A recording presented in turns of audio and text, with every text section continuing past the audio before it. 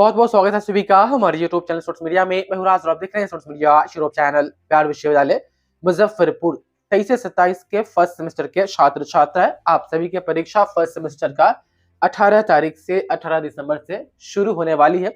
हो सकता है कि आप वीडियो देख रहे हो तब तक ये परीक्षा शुरू हो चुकी हो। आज 17 दिसंबर है जब ये रिकॉर्ड की जा रही वीडियो। आप लोग के बहुत सारे सवाल आ रहे थे कि परीक्षा सेंटर पर पहुंचने के साथ साथ हमें क्या लेकर के जाना होगा, वहां पर रोल नंबर वगैरह जो है कि रूम वगैरह खोजना पड़ता है, वो हम किस तरीके से खोजेंगे। और उसके बाद पहला पेज जो है बिहार विश्वविद्यालय पिछले लगभग 4 से 5 सालों से क्या कर रही है कि जो डिटेल्स फर्स्ट पेज पर फिलअप किए जाते हैं, बस पहला वाला पेज जो है कि वो आपका ओएमआर शीट रहता है। उसके बाद का जो है कि जैसे हिंदी वाला राइटिंग वाला जो कॉपी रहता है ना, वैसे ही रहता है, उस पर आपको आंसर लिखना पड़ता है। लेकिन पहला पेज जो है कि ओएमआर शीट, जिस पर आप अपना नाम, रजिस्ट्रेशन नंबर, आप अपने सब्जेक्ट का नाम लिखेंगे, सेंटर कोड वगैरह, कॉलेज कोड, इसके साथ कुछ और भी विशेष जानकारी जो आपको फिलअप करनी पड़ती है। तो पहला पेज पर क्या क्या चीजें लिखनी है और ध्यान क्या क्या रखना है वो चीजें। उसके बाद से जब आप ये ओएमआर शीट भर लेंगे, उसके बाद से जो आंसर अटेम्प्ट करना आप शुरू करेंगे, तो आंसर लिखते समय किन किन बातों का आप ध्यान रखेंगे, पूरी कंप्लीट वीडियो आप देख लेंगे तो इसके बाद किसी भी प्रकार का हेजिटेशन हो या कंफ्यूजन आपको नहीं होगा आंसर राइटिंग या सेंटर पर पहुंचने या ओएमआर शीट भरने से संबंधित। उससे पहले आप सभी से एक रिक्वेस्ट कि 23 से 27 के बिहार विश्वविद्यालय में लगभग 1,20,000 के आसपास एडमिशन हुआ है। व्यूज जो आते हैं वीडियो में 2 से 3 हजार में रह जाते हैं, तो थोड़ा आप अपने क्लासमेट को भी बताएं इस चैनल के बारे में कि लगातार आपको 8वें सेमेस्टर तक 4 साल आप पढ़ाई करेंगे, इस चैनल से आपको लगातार सारी जानकारी समय समय पर सही और सटीक पहुंचेगी। तो अपने थोड़े दोस्तों को आप जो है कि बताएं इस चैनल के बारे में, बाकी हम तो इसके बारे में बताते ही है। उसके बाद वैसे छात्र छात्रा जिनको वीवीआई क्वेश्चन चाहिए, देखिए ये सभी सब्जेक्ट के वीवीआई क्वेश्चन अवेलेबल हुए हैं। ये नई कोर्स है, नई सिलेबस है, थोड़ा समझने में जो है कि देरी हुई, इसलिए ऑल सब्जेक्ट का, साइंस वगैरह का नहीं आ पाया। इसमें से आपका कोई भी सब्जेक्ट है तो वीवीआई क्वेश्चन आप रिसीव कर सकते हैं दिए गए नंबर पर व्हाट्सएप करके। कुछ मेंटेनेंस चार्ज आपको पे करना होगा। उसके बाद तमाम छात्र छात्राएं गेस्ट पेपर और ये क्वेश्चन से क्वेश्चन में जो है कि आपको ऑब्जेक्टिव भी मिल जाएगा, शॉर्ट क्वेश्चन मिल जाएगा, लॉन्ग क्वेश्चन भी, साथ ही पूरा पैटर्न क्वेश्चन में सेट कर दिया गया है कि कितना क्वेश्चन पूछा जा सकता है, उसमें से कितने का अटेम्प्ट करना है, सारा वीवीआई क्वेश्चन में लिस्टेड है। तो आप हमें उस नंबर पर व्हाट्सएप करिए यदि आपको चाहिए तो। उसके बाद से तमाम स्टूडेंट, चलिए अब हम ये शुरू करते हैं बताना। और ये 3 कैटेगरी मैंने पूरा डिवाइड कर दिया ताकि आप अच्छे से समझ पाए। तो जो पहला कैटेगरी है, परीक्षा केंद्र पर पहुंचने के उपरांत या पहुंचने से पहले आपको क्या क्या करना है। उससे पहले आप लोग भी एक और मैसेज आ रहा था कि पास करने के लिए जो है कि वह कितना नंबर चाहिए। तो पासिंग मार्क्स के ऊपर वीडियो बन चुका है, डिस्क्रिप्शन में उसका लिंक है, आप जाकर के देख सकते हैं। उसमें पूरा डिटेल्स में बता दिया गया है। और भी एक वीडियो है जिसमें पूरा सिलेबस के बारे में, पूरा परीक्षा पैटर्न के बारे में बताया गया था। वही वीडियो है कि डिस्क्रिप्शन में दिया गया है, आप जो है कि उसको देख लीजिए इस वीडियो को देखने के बाद। तो पहला ही है कि परीक्षा केंद्र पर विद्यार्थी जो है कि वह एडमिट कार्ड के साथ, एडमिट कार्ड तो आप लोगों ने ले लिया होगा, साइन मोहर वगैरह करवा लिया होगा। उसके बाद उसके साथ आप आधार कार्ड या पैन कार्ड या वोटर आईडी कार्ड या कोई ऐसा दस्तावेज जो भारत सरकार द्वारा इशू की गई हो और आपका फोटो हो उस पर, वो आप ले करके जाए। आधार कार्ड लगभग सभी के पास होगा, तो एडमिट कार्ड के साथ साथ आप आधार कार्ड जरूर ले जाए। हो सकता है कि कहीं आधार नंबर आपको लिखना पड़े ओएमआर शीट पर, हालांकि सरकार ने मना कर दिया था, फिर भी आप आधार कार्ड लेकर दीजिएगा। उसके बाद से मेरे हिसाब से लगभग आप लोग 45 मिनट जो है कि पहले सेंटर पर पहुंचे। सेंटर पर पहुंचने के बाद आपको जो है कि अपना नोटिस बोर्ड पर अपना रोल नंबर खोजना है। रोल नंबर के अकॉर्डिंग ही वहां पर रूम नंबर जो है कि लिखा हुआ होगा।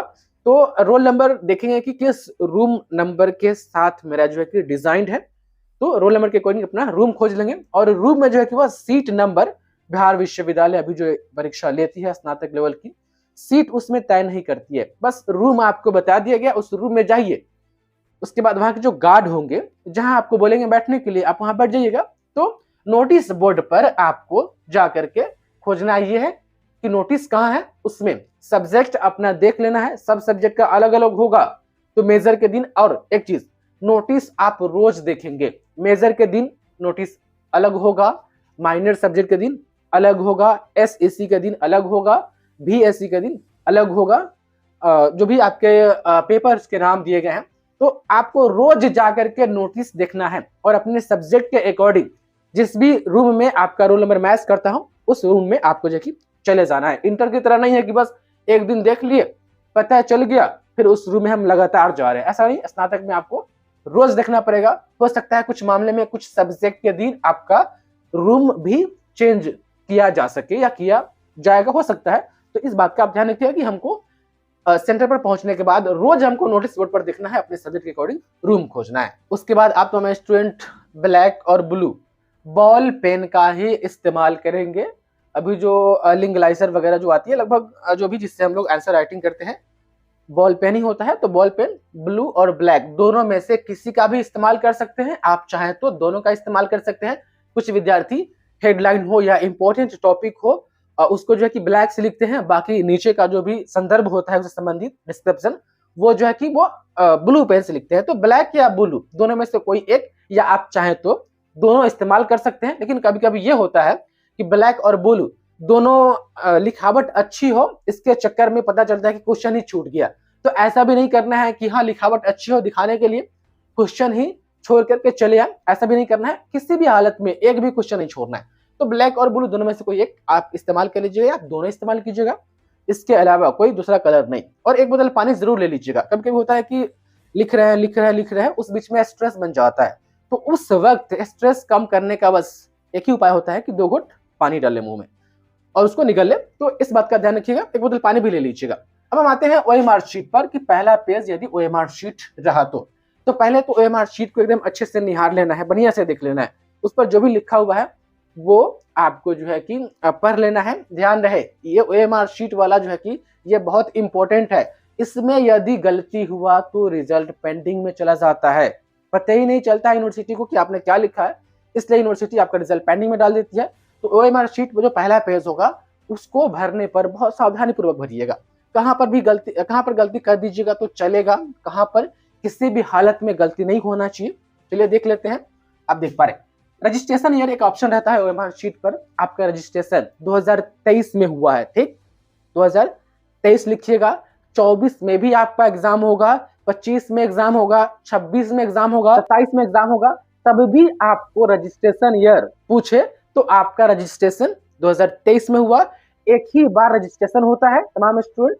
बाकी अब जो सेकेंड सेमेस्टर का आप जब आप उसमें एडमिशन लेंगे, फॉर्म भरेंगे, तो बस आपका सेकेंड हो, थर्ड हो, फोर्थ हो, फिफ्थ हो, सिक्स्थ हो, आगे जो जाएगी ना, रजिस्ट्रेशन हो चुका है। बस उसके बाद आप एडमिशन लेंगे, परीक्षा फॉर्म भरेंगे, एडमिशन लेंगे, परीक्षा फॉर्म भरेंगे। बार बार रजिस्ट्रेशन नहीं होता है। तो इस बात का ध्यान रखिएगा कि रजिस्ट्रेशन ये हमारा 2023 है और ये 4 साल तक यही रहेगा जब तक कि आपका कोर्स कंप्लीट ना हो जाए। उसके बाद से रजिस्ट्रेशन नंबर और रोल नंबर लिखते समय कोई भी गलती ना करें। रजिस्ट्रेशन नंबर ओएमआर शीट पर जो कि गोला करने के लिए आएगा, ऊपर लिख देना है और नीचे गोला करना है। किसी भी हालत में 10 मर्तबा सोच लीजिएगा, तब रजिस्ट्रेशन नंबर और रोल नंबर लिखिएगा। ये वाला सेक्शन जो है कि किसी भी हालत में गलती नहीं होना चाहिए। ये गलती हुआ तो आपका रिजल्ट फंस सकता है। डरा नहीं रहे हैं, बता रहे हैं, क्योंकि कई बार बिहार विश्वविद्यालय में ऐसा होता है कि ओएमआर शीट छात्र छात्राएं भरने में रजिस्ट्रेशन नंबर और रोल नंबर में कुछ मिस्टेक करते हैं तो उनका रिजल्ट पेंडिंग में चला जाता है। और इसके साथ साथ रजिस्ट्रेशन और रोल नंबर तो मैंने बता दिया। उसके बाद से जब आप परीक्षा देंगे तो अटेंडेंस शीट आएगी हाजिरी बनवाने के लिए। तो अटेंडेंस शीट पर आप अपना सिग्नेचर, हो सकता है कहे आपका कि ओएमआर शीट नंबर लिखिए अटेंडेंस शीट पर, तो ओएमआर शीट नंबर भी अच्छे से लिखिएगा। वही जो आपका आंसर शीट नंबर होगा, जो कॉपी नंबर होगा, उसको देख लीजिएगा। ओएमआर शीट नंबर वही, आंसर शीट नंबर वही, दोनों बात बराबर है, वहां पर ध्यान रखिएगा। तो ओएमआर शीट या आंसर शीट नंबर हो वही पहला पेज ओएमआर शीट, बाकी वाला बस हिंदी राइटिंग वाला कॉपी। उस पर जो नंबर रहेगा, सर बोले कि कॉपी नंबर लिखो अटेंडेंस शीट पर, तो उसको भी ध्यान पूर्वक भरिएगा और अपना साइन जरूर कीजिएगा। कभी कभी क्या होता है कि बच्चे ओएमआर शीट तो भर दिए, एग्जाम तो दे दिए, और हाजिरी वाला बनाने आया, गलती से उसको हम भरे ही नहीं, छोड़ दिए, तो रिजल्ट क्या आता है कि आप उसमें अब्सेंट थे, इसलिए आपका रिजल्ट पेंडिंग है। तो अटेंडेंस शीट पर भी पूरा ध्यान देना है, ठीक। उसके बाद से लिखिएगा तो ओएमआर शीट पर आपसे सेंटर कोड या कॉलेज कोड फिलअप करवाया जाएगा। ये सेंटर कोड और कॉलेज कोड एडमिट कार्ड पर तो है नहीं, तो आप उस वक्त जो भी आपके इन्विजिलेटर होंगे या जो गार्ड होंगे उनसे पूछ लीजिएगा कि सर सेंटर कोड क्या है और आपके कॉलेज का कोड क्या है। ये दोनों वेरिफिकेशन करने के बाद ही आप तमाम स्टूडेंट अपने ओएमआर शीट पर दर्ज करेंगे, ठीक। उसके बाद से सब्जेक्ट नेम है और कैंडिडेट नेम भी आपको फिलअप करना होगा। तो आप अपना नाम, वही कैंडिडेट नेम, आप अपना नाम लिखिएगा और सब्जेक्ट के दिन जो सब्जेक्ट होगा उसके अकॉर्डिंग सब्जेक्ट का नाम लिखते जाइएगा। ओएमआर शीट के पीछे वाले हिस्से पर कुछ भी ना लिखें। ओएमआर शीट जो पहला पेज होगा उसको पलट करके उसी पर आंसर लिखना मत शुरू कीजिएगा। उसके बाद वाला जो पेज होगा उस पर ओएमआर शीट अक्खा वो फाड़ के निकाल लिया जाता है, बाकी वो चेक होता है, आपका नंबर ओएमआर शीट वाला पर ही चढ़ता है और फिर आपका रिजल्ट तैयार होता है। तो ओएमआर शीट पर उसके पीछे में किसी भी प्रकार से आप जो है कि आंसर वगैरह अटेम्प्ट करने की कोशिश ना करें, तो पिछला भाग खाली रखिएगा। उसके बाद से तमाम स्टूडेंट आप देख पा रहे हैं कॉपी लिखने से पहले परीक्षार्थी क्वेश्चन पर दिए गए निर्देश को पढ़ ले। कभी कभी होता है कि दिशा निर्देश क्वेश्चन पर कुछ और दिया गया है और विद्यार्थी बिना पढ़े हुए बस क्वेश्चन अटेम्प्ट करते जा रहे पहला क्वेश्चन में लिखा हुआ है कि जो भी क्वेश्चन नीचे पॉइंट में दिए गए हैं इसमें से 2 का आंसर कीजिए, लेकिन पढ़े नहीं, 3-4 करते जा रहे, समय भी चला गया और एक्स्ट्रा भी लिख दिए, नंबर भी नहीं मिला। तो इन चीज का आप ख्याल रखिएगा कि जो क्वेश्चन आपको दिया जाएगा उसको आप अच्छे से पढ़ लीजिएगा। अच्छा, जिस ग्रुप से जितना क्वेश्चन का है उतना ही लिखिएगा। आपका हो सकता है ग्रुप ए, बी और सी 3 ग्रुप में रहेगा। ग्रुप ए में हो सकता है कि आपका जो है कि ऑब्जेक्टिव क्वेश्चन रहेगा, ग्रुप बी में शॉर्ट क्वेश्चन, ग्रुप सी में जो है कि वह लॉन्ग क्वेश्चन रहेगा। तो देख लीजिएगा, ग्रुप ए में 10 ऑब्जेक्टिव को आपको जो है कि अटेम्प्ट करना है, तो हो सकता है कहीं 20 ऑब्जेक्टिव आपको दे दे, 25 दे दे, 30 दे दे। ये हो सकता है, मैं इसलिए बोल रहा हूं क्योंकि बिहार में ये पहली बार 4 साल वाला स्नातक शुरू हुआ है जिनकी परीक्षा होने जा रही है या हो रही है। तो ये पहली बार हो रहा है, इसलिए किसी को भी अंदाजा नहीं है। तो ऑब्जेक्टिव आपको एक्स्ट्रा मिलेगा, उसमें से बोलेगा कि 10 का ही आंसर कीजिए, तो आप 10 का ही आंसर कीजिएगा, एक्स्ट्रा नहीं। उसके बाद से और ग्रुप बी में जो शॉर्ट क्वेश्चन रहेगा उसमें से आपको 4 का आंसर करना है। वो 10 क्वेश्चन दे दे, ऊपर लिख दे कि इनमें से 4 का आंसर कीजिए, तो कोई भी जो आपको 4 उसमें से आता हो उसको लिख करके उसका आप आंसर कीजिएगा। लॉन्ग क्वेश्चन में भी वही रहेगा, हो सकता है कहीं 10 क्वेश्चन दे दे, उसमें से बोले कि आप 3 क्वेश्चन का इसमें से आंसर कीजिए, या 6 क्वेश्चन ही दे, उसमें से बोले कि आप इसमें से 3 क्वेश्चन का आंसर कीजिए। तो इंस्ट्रक्शन पढ़ लीजिएगा, जितना बोले उतना ही काम करना है। उसके बाद से आप देख पा रहे हैं आंसर लिखना किसी भी ग्रुप के साथ शुरू कर सकते हैं। मान लीजिए कि ग्रुप ए में ऑब्जेक्टिव आ गया, 10 को ऑब्जेक्टिव करना है, लेकिन उसमें 20 को दिया हुआ है, कह रहा है कि अब 20 में से कोई 10 को दे दीजिए, और हमको लगता है कि यार बहुत अच्छा है, इसमें से तो हमको 10 को अच्छा आ रहा है, तो ग्रुप ए से भी हम आंसर लिखना शुरू कर सकते हैं। या लगे कि नहीं ग्रुप बी में जो क्वेश्चन पूछे हुआ वो हम पढ़े हुए हैं, उसमें से हमको अच्छे से आ रहा है, तो ग्रुप बी से शुरू कर देंगे, साफ साफ लिख देंगे ग्रुप बी क्वेश्चन नंबर 2, 3, 4, या तब आंसर लिखना शुरू करेंगे। या हमको लगे कि नहीं हम ग्रुप सी से ही शुरू करेंगे पहले, तो ग्रुप सी से भी शुरू कर सकते हैं, कोई दिक्कत नहीं है। लेकिन हाँ, ग्रुप ए शुरू कीजिएगा तो ऐसा नहीं कि 4 क्वेश्चन ग्रुप ए का इधर लिख दिए, अब फिर बी वाला शुरू कर दिए, अब फिर उधर जा करके फिर ग्रुप ए वाला जो क्वेश्चन बच गया था उसको लिखे, तो ऐसा भी नहीं करना है। ग्रुप ए शुरू कीजिए तो 10 क्वेश्चन अटेम्प्ट करके छोड़िए, ग्रुप बी शुरू कीजिए तो 4 क्वेश्चन अटेम्प्ट करके छोड़िए। मतलब कि ऐसा नहीं कि हाँ कुछ क्वेश्चन यहाँ पर लिख दिए ग्रुप ए का, कुछ क्वेश्चन बाद में लिख दिए और बीच में कोई दूसरा ग्रुप का आंसर कर दिए। तो ऐसे जो है कि एग्जामिनर भी जो है ना कॉपी चेकने वाला खलबला जाता है कि यार कैसे लिखे हुआ है। तो थोड़ा सुंदर भी लगना चाहिए और लिखावट भी थोड़ी अच्छी होनी चाहिए। ज्यादा अच्छा नहीं हो पाता है, समय नहीं रहता है, लिखना बहुत रहता है, पढ़ना बहुत रहता है, इसलिए तो ग्रुप जो भी शुरू कीजिए कोई दिक्कत नहीं है, बस उसको पूरा वहीं खत्म कर दीजिए, तब दूसरा ग्रुप शुरू कीजिएगा। इस बात का भी ध्यान रखिएगा। उसके बाद आप तमाम स्टूडेंट आप जो देख पा रहे हैं ऑब्जेक्टिव क्वेश्चन का आंसर 1 या 2 लाइन में, जो भी ऑब्जेक्टिव आपसे पूछे 1 या 2 लाइन में आंसर कर दीजिएगा। ठीक, उसके बाद से उसमें ऑब्जेक्टिव वाला में 2 नंबर का रहेगा, 1 से 2 लाइन में आंसर दे दीजिएगा। जो भी वो पूछे 4 ऑप्शन रहेगा, उसमें से जो सही हो उसके साथ टैग करके आप उसका आंसर लिख दीजिएगा। इसमें ज्यादा कुछ नहीं है। क्वेश्चन के अकॉर्डिंग अपने समय को जो है कि डिवाइड कर ले, हर ग्रुप के लिए 1 घंटा। देखिए 3 घंटा का समय होता है। अगर 3 ग्रुप में क्वेश्चन आता है, group A, group B, group C, तो एकदम पहले डिसाइड कर लेना है कि 1 घंटा देना है एक ग्रुप पर। एक ग्रुप में जितना क्वेश्चन है एकदम लिख करके छोड़ना है। उसके बाद से जब दूसरे में जाए तो 1 घंटा उस पर भी दे, और तीसरे में जाए तो उस पर भी 1 घंटा दे। ये रणनीति बनाइएगा परीक्षा हॉल में, तो आपका एक भी क्वेश्चन जो है कि नहीं छूटेगा। जितना वो पूछेगा उतना आप आंसर करके आइएगा। ऐसा नहीं कि बस 1.5 घंटा लगे हुए हैं एक ही ग्रुप वाला में, ग्रुप ए का ही आंसर हम कर रहे हैं 1.5 घंटे से, अब मालूम चला कि समय भी चला गया। उसके बाद फिर ग्रुप बी में गए तो 1 घंटा वहां लगा दिए, 2.5 घंटा हो गया, फिर हमें बचा आधा घंटा, और आधे घंटे में ग्रुप सी वाला का कुछ क्वेश्चन अटेम्प्ट हम कर पाए, कुछ क्वेश्चन छूट गया, तो नंबर कम जाएगा। तो टाइम मैनेजमेंट पर भी ध्यान रखिएगा। एकदम जैसे ही आपको कॉपी और आंसर शीट मिले, आंसर शीट और क्वेश्चन मिले, क्वेश्चन देख लेना है किस ग्रुप में कितने क्वेश्चन का आंसर करना है। हमारे पास 3 घंटे का समय है, 3 घंटे का, हर 1 घंटा किस पर देंगे तो ये कंप्लीट हो जाएगा, ये कंप्लीट हो जाएगा, ये कंप्लीट हो जाएगा, क्वेश्चन भी हमारा न छूटेगा और जो हमें टाइम दिया गया है 3 घंटे का उसमें हम सारा अटेम्प्ट भी कर पाए। तो ये प्लानिंग जरूर कर लीजिएगा, नहीं तो टाइम ओवर हो जाता है और क्वेश्चन छूट जाता है, ऐसे हम घर चले आते हैं तो नंबर हमें मिलता ही नहीं है। इस बात का ध्यान रखिएगा। अच्छा, 4 क्वेश्चन जो पूछा जाएगा वो 20 नंबर का क्वेश्चन होगा। हर एक क्वेश्चन जो है कि आपको जो है कि 5 नंबर का होगा।